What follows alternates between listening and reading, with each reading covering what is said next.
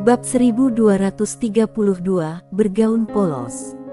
Dengan berkah tekad Dewa Budo, aura Angel Ye saat ini luar biasa kuat, bahkan melampaui alam leluhur dewa. Pada saat dia menusukkan tombaknya, sebuah jari seputih giok dengan lembut menyentuh ujung tombak tersebut. Bang! Tombak itu bergetar hebat, dan kekuatan tombak itu langsung hancur. Bahkan tekad Dewa Budo pun ditekan. Pupil mata Angel Ye tiba-tiba mengecil, lalu dia mundur hampir 10.000 kaki jauhnya. Setelah Angel Ye berhenti, jejak darah perlahan mengalir dari sudut mulutnya. Dia menatap pria misterius yang berdiri di kejauhan dan berkata dengan tidak percaya, "Kamu." Pria misterius itu berkata dengan tenang, "Tekad Dewa Budo itu memang cukup kuat. Sayangnya, dengan kekuatanmu saat ini, kamu masih belum mampu sepenuhnya menahan kekuatan tekad Dewa Budo itu. Singkatnya, kamu masih terlalu lemah sekarang." Angel Ye menatap pria misterius itu. Dia tidak mengatakan apa-apa, tetapi cahaya berdarah melintas di matanya. Kekuatan darah. Dengan munculnya kekuatan darah, aura di sekelilingnya melonjak lagi. Pada saat yang sama, area tempat dia berada berubah menjadi lautan darah. Tidak jauh dari sana, pria misterius itu menatap Angel Ye dengan tangan di belakang punggungnya, tidak menunjukkan niat untuk mengambil inisiatif menyerang. Pada saat ini, Angel Ye di sisi berlawanan tiba-tiba menghilang dari tempat itu. Jelek. Cahaya tombak merah darah sepanjang 1000 kaki menyapu lapangan. Tembakan ini tidak hanya diberkahi dengan kekuatan darah, tetapi juga dengan tekad Dewa Budo. Oleh karena itu, ketika tembakan itu dilepaskan, lapisan kehampaan dan waktu yang tak terhitung jumlahnya hancur dan musnah pada saat ini. Tekanan yang kuat menyebar langsung ke domain 9 negara, terutama ke banyak makhluk di area pagoda 9 negara, yang tidak dapat menahan tekanan yang mengerikan ini dan benar-benar jatuh di tempat. Makhluk yang tak terhitung jumlahnya merasa ngeri dan melihat ke arah area ini. Tetapi, kekuatan tombak yang dahsyat ini baru saja muncul di wilayah 9 negara untuk waktu yang singkat sebelum ditekan dan dimusnahkan oleh segel yang ditinggalkan oleh penguasa 9 negara. Meskipun pasukan bersenjata itu menghilang tanpa jejak dalam sekejap, Lord Zhuo dan yang lainnya sudah terkejut pada saat ini. Kekuatan ini terlalu abnormal. Hanya sebuah wasiat sudah membuat Angel Ye memiliki kekuatan untuk melampaui orang-orang kuat di alam leluhur dewa. Orang bisa membayangkan betapa mengerikannya pemilik wasiat ini. Pada saat ini, mereka tahu bahwa mereka telah sangat meremehkan kekuatan di belakang Angel Ye dan Sander Ye. Tapi tak apa. Aula tahu penciptaan ini bahkan lebih kuat. Semua orang memandang lelaki misterius itu, hanya untuk melihatnya tiba-tiba mengulurkan tangan kanannya dan dengan lembut menekan telapak tangannya ke bawah. Bang! Tombak Angel Ye tiba-tiba berhenti ketika berada setengah kaki darinya dan tidak dapat bergerak maju 1 inci pun. Pada saat ini, Angel Ye tiba-tiba muncul di belakang tombak dan menendang gagang tombak itu dengan keras. Bang! Tombak itu kembali melesat dengan kekuatan yang dahsyat, tetapi lelaki misterius itu tidak bergerak sedikit pun. Seluruh kekuatan tombak dan kekuatan darah tidak dapat mendekatinya. Angel Ye menatap pria misterius di depannya. Tatapan ganas melintas di matanya. Dia tiba-tiba menggenggam tombak di tangan kanannya. Kekuatan darah di tubuhnya mendidih seperti air. Kekuatan darah yang mengerikan melonjak keluar dari tubuhnya. Tetapi, tidak peduli seberapa mengerikan kekuatan darahnya dan kekuatan tombak itu, dia tetap tidak bisa mendekati pria misterius itu.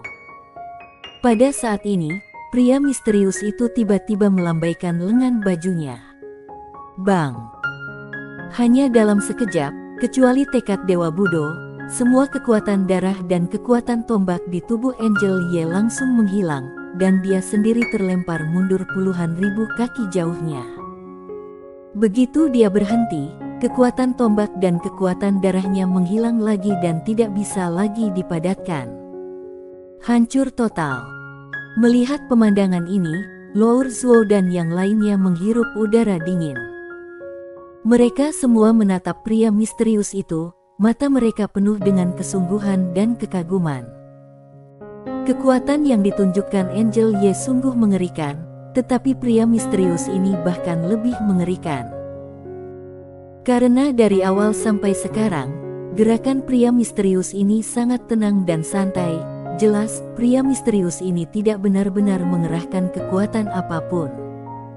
Seberapa mengerikankah kekuatan sesungguhnya? Sungguh tak terbayangkan. Karena kekuatan yang ditunjukkan oleh pria misterius itu sekarang telah jauh melampaui kognisi mereka. Batas atas kognisi mereka adalah alam leluhur dewa, tetapi kekuatan pria misterius di depan mereka sama sekali tidak sebanding dengan leluhur dewa. Bukan hanya Luo Zhuo dan yang lainnya, bahkan pelayan Dewa Pei dan 3 pelayan dewa lainnya sangat terkejut saat ini. Kekuatan pria misterius di depan mereka tampak tak terduga bahkan bagi mereka bertiga. Seberapa mengerikankah ini? Sander Ye yang berada di luar juga terkejut saat ini.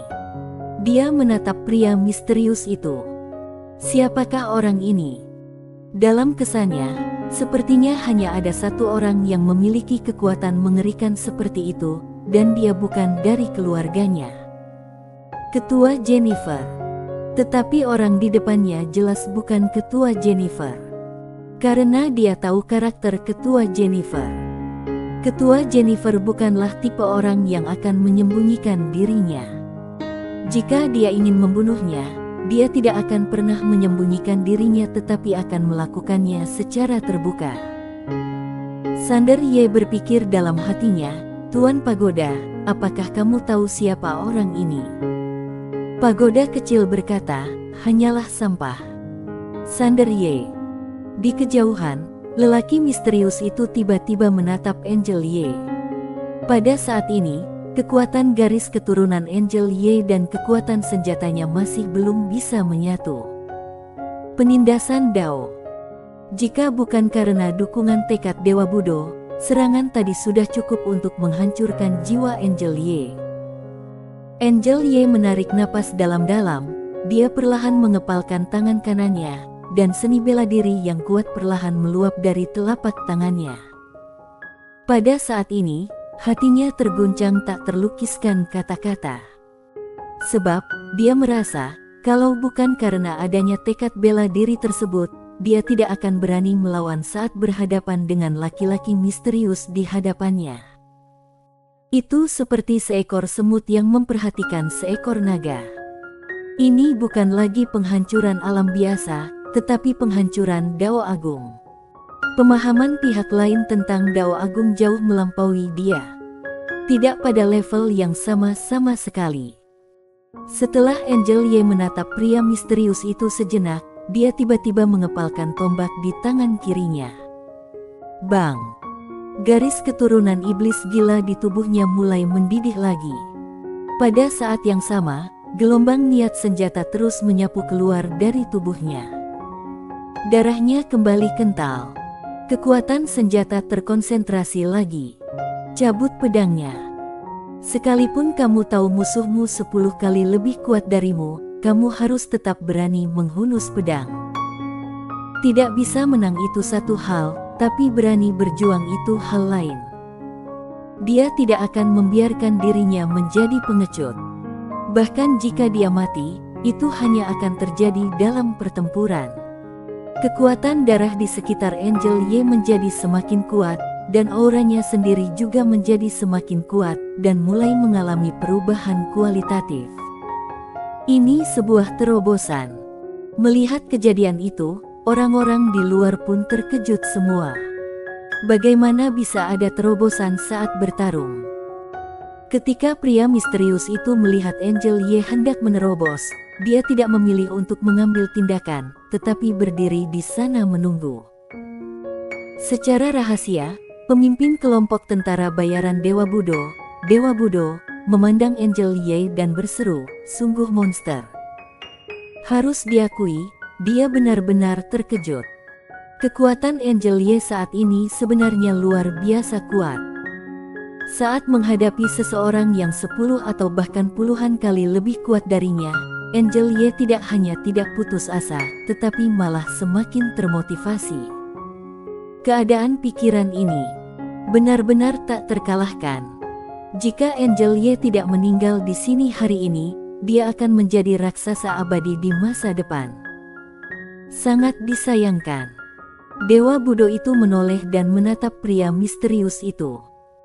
Pria misterius ini berani membiarkan Angel Ye menerobos, yang hanya bisa membuktikan satu hal, yaitu pria misterius ini memiliki keyakinan mutlak. Dewa Budo itu menatap pria misterius itu dengan wajah cemberut. Seberapa kuatkah pria misterius ini? Di bawah, aura Angel Ye semakin kuat, dan kekuatan tombak yang terpancar dari tubuhnya juga semakin kuat, terutama kekuatan garis keturunan iblis gila. Mungkin karena telah ditekan beberapa kali tadi, garis keturunan iblis gila ini sangat ganas saat ini, dan aura yang dipancarkannya sangat ganas. Pria misterius itu hanya menunggu Angel Ye menerobos. Akhirnya, aura Angel Ye melonjak liar lagi, beberapa kali lebih kuat dari sebelumnya.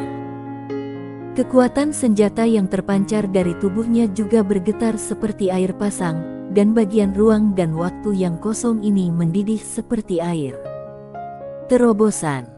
Angel Ye tiba-tiba membuka matanya. Di matanya, ada lautan darah. Saat berikutnya, dia berubah menjadi seberkas cahaya senjata dan menghilang di tempat. Jelek. Tombak itu merobek ruang dan langsung menuju ke arah pria misterius itu. Kali ini, kekuatannya beberapa kali lebih kuat dari sebelumnya. Ditambah dengan tekad Dewa Budo, dapat dikatakan bahwa kekuatan tembakannya sekarang begitu kuat sehingga bahkan beberapa leluhur dewa yang kuat tidak dapat menahannya.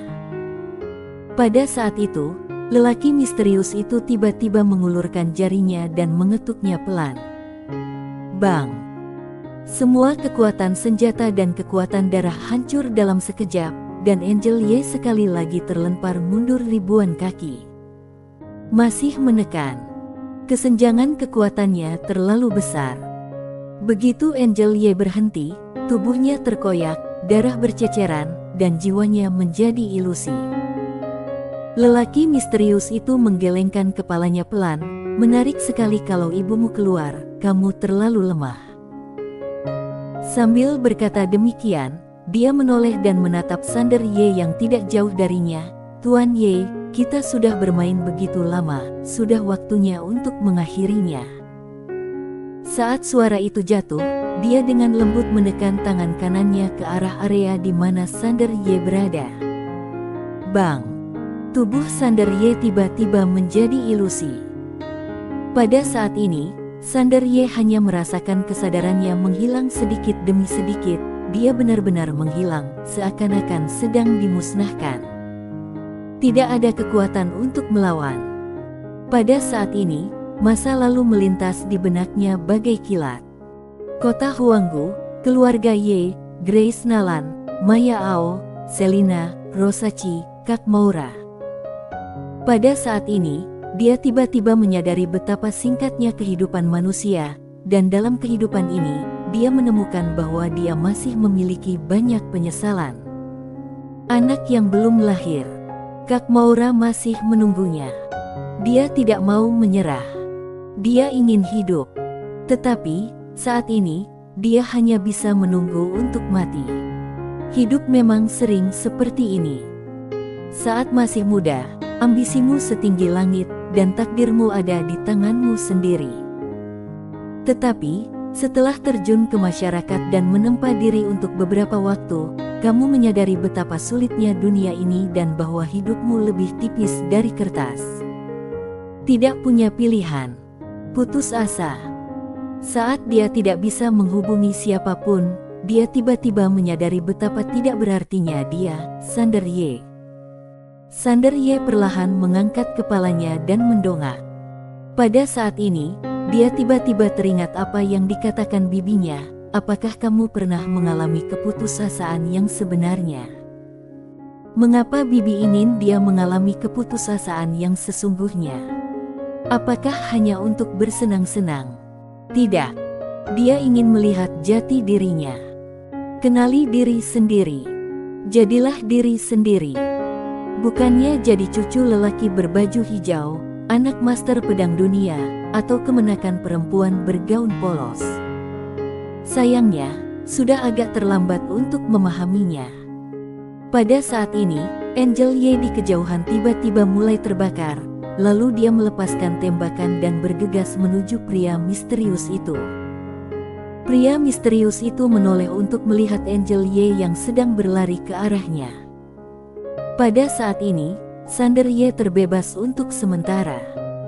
Setelah melarikan diri, dia tiba-tiba berlari ke depan Zala dan langsung memotong aortanya. Kemudian dia meletakkan tangannya di mulut Zala dan berkata dengan suara gemetar, "Isap, isap cepat." Dia tidak ingin mati. Dia juga ingin melihat anak-anaknya. Kak Maura masih menunggunya. Dia harus hidup. Ketika Zala melihat darah Sander Ye, matanya tiba-tiba berbinar, lalu dia memegang tangan Sander Ye dan menghisapnya. Bang! Pada saat ini, Angel Ye di kejauhan terhempas lagi, dan kali ini ketika dia berhenti, tubuhnya telah hancur, hanya menyisakan jiwa yang ilusi. Melihat pemandangan ini, mata Sander Ye memerah. "Kakak, berhenti berkelahi, pergilah." Di kejauhan, Angel Ye berbalik dan menatap tajam ke arah Sander Ye, dengan marah berkata, "Aku ini kakakmu, kenapa pergi? Sudah kubilang, hanya aku yang bisa menindasmu, tidak ada orang lain yang bisa." Saat dia berbicara, jiwanya mulai terbakar, lalu tubuhnya bergetar dan bergegas menuju pria misterius di kejauhan. Pria misterius itu melambaikan lengan bajunya. Bang! Dalam sekejap, Angel Ye terpental, dan saat dia berhenti, jiwanya menghilang dengan kecepatan yang terlihat oleh mata telanjang. Angel Ye berkata dengan lembut, "Dik, jaga dirimu baik-baik." Saat suara itu berakhir, jiwanya menghilang dan musnah sepenuhnya. Kak! Mata Sander Ye merah padam. Pada saat ini, lelaki misterius itu tiba-tiba menatap Sander Ye, dengan tenang dan perlahan berkata, "Jangan khawatir, kamu bisa segera pergi menemaninya." Tepat saat dia hendak menyerang, Sander Ye tiba-tiba menoleh dan menatap Zala. "Zala, kamu?" Zala tiba-tiba mengangkat kepalanya perlahan, dan dia berkata dengan lembut, "Aku tidak bernama Zala, namaku." Pada saat ini, matanya terpaku, "Namaku Monica." Bang! Tiba-tiba, di belakang Sander Ye, waktu dan ruang terbelah, dan seorang wanita bergaun polos perlahan berjalan keluar. Bersambung.